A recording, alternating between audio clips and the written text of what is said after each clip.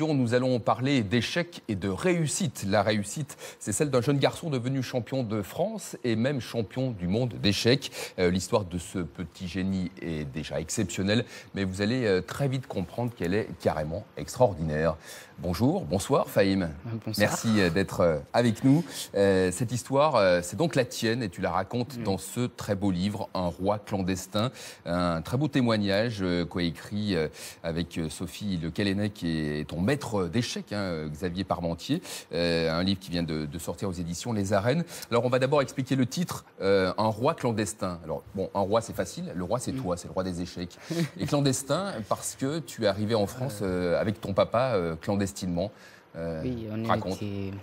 il y a un moment dans notre vie, il y a des périodes où on devait justement vivre caché. On n'avait pas les papiers, donc on vivait toujours caché. Donc Ça c'était au clandestin. Bangladesh et vous décidez de quitter le Bangladesh pour rejoindre la France. Alors il y a eu une étape en Inde, une étape en Bulgarie, c'est ça? Non, en Budapest. Budapest. Et donc vous arrivez en France, tu as quel âge quand vous arrivez en France?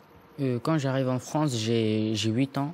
Mais donc j'arrive en 2008, octobre 2008. Et là, évidemment, sans domicile, c'est la galère de tous les clandestins qui arrivent dans un au pays sans début, papier. on a été accueillis par France Terre d'Asile quand mon père avait fait les démarches pour une demande d'asile. Mais quand les demandes ont été refusées, c'est là qu'on s'est retrouvés sans papier. On n'avait plus le droit de vivre en France. Et donc, on n'avait plus de logement.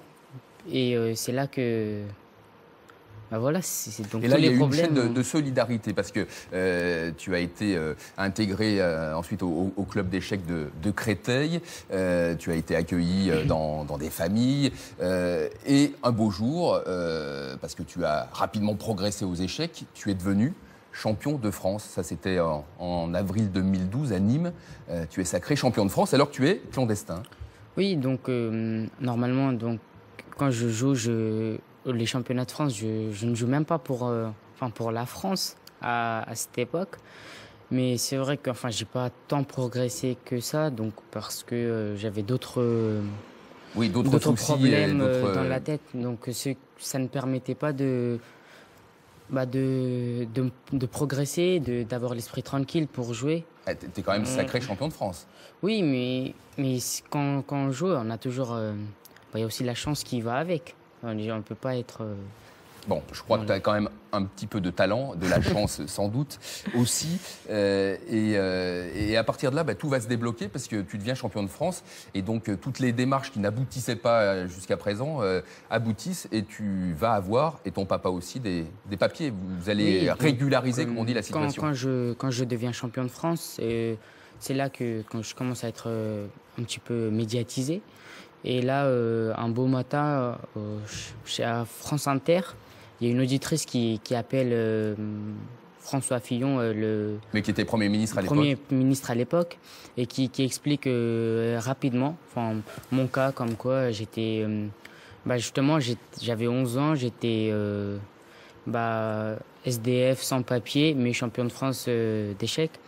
Et là, l'ancien Premier ministre, il a répondu qu'on allait être régularisé, qu'il allait s'occuper de notre cas. Voilà, et donc effectivement la situation s'est débloquée, mais c'est ce que tu dis à la fin du livre, c'est que si tu n'étais pas devenu champion de France, comme beaucoup d'autres enfants, tu serais toujours dans la galère. C'est vrai que si je n'étais pas champion de France, peut-être qu'aujourd'hui, j'aurais toujours pas les papiers. L'objectif maintenant, c'est quoi? C'est d'avoir la nationalité française? Oui, donc maintenant, je représente la France dans les compétitions internationales.